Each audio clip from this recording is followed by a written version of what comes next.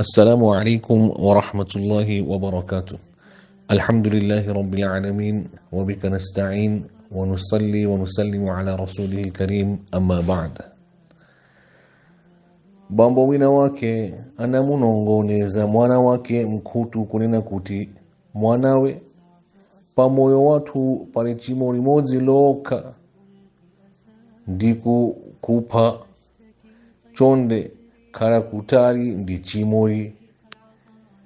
Mwana anawayangana bambo ake modabwa boka mbiri uku akuzifunsa kuti kodi mwinatu bambo muli ndi chikayiko ndi mmene mwandilereratu nanga mpaka mungamaganize kuti ine ndingaphe munthu pa dziko pano zitheka bwanji?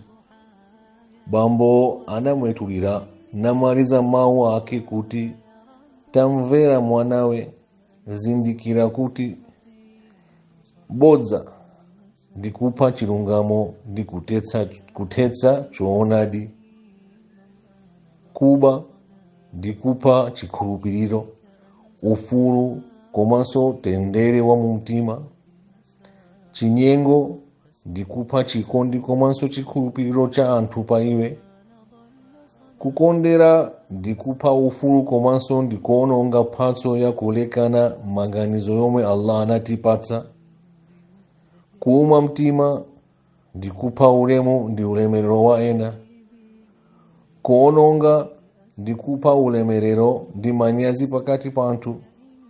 Choncho zikhalidwe zonse zoyipa zimaononga komanso kuthetseratu zikhalidwe zabwino.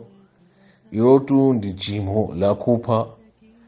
Khala kutali ndi chimo lakupha komanso kulowerera moyo wa ena. Allah subhanahu wa ta'ala atipase tonse moyo kuti titalike ndi machimo onse. Amin.